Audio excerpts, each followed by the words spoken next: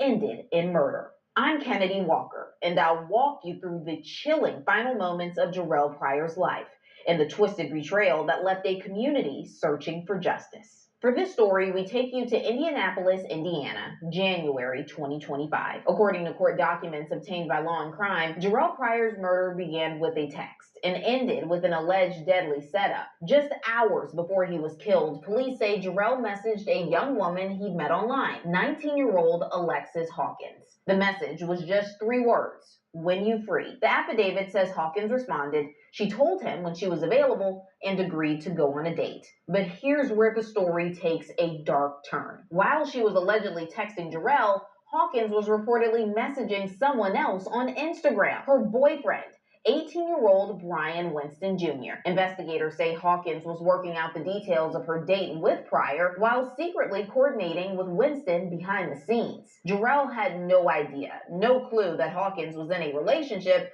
or that anything could go wrong. It was just a date, and maybe, if things went well, a chance to meet up again. But police say it was never about the date, it was a trap. That night, Jarrell met Hawkins in person. They sat together in his car, and shortly before 1 a.m., Hawkins' boyfriend allegedly appeared and opened fire. Jarrell Pryor, just 26 years old, was shot and killed. A young father, now gone. His daughter, just 2 years old, left behind. As police began their investigation, they discovered the messages between Pryor and Hawkins. They then obtained a warrant to search Hawkins' Instagram account, and what they allegedly found raised even more red flags. Investigators say she searched phrases like news today near me, and shootings Keystone, all on the day of the murder. Police also discovered that Hawkins had allegedly messaged several people asking for a ride near the location of the shooting around the time Jarrell was killed. When detectives questioned Hawkins the following week, she allegedly claimed she couldn't remember much about that night. She reportedly insisted she didn't have a weapon and told police, "No weapon to say I did anything. My fingerprints aren't on anything." When asked if her fingerprints might be found inside of Jarrell's car,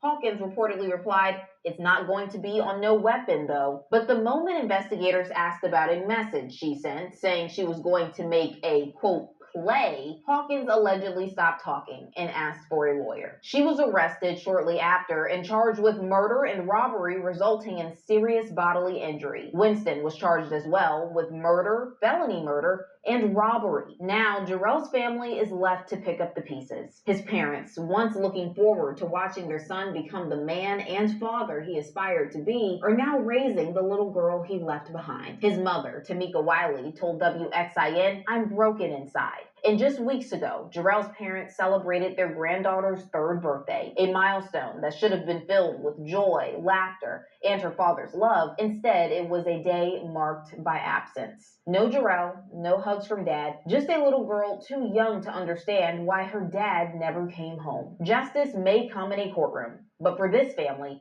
the real sentence is living without Jarrell. And joining me to talk more about this is legal expert Andy Baldwin. Andy, thank you so much for joining me today. Let's just jump right in.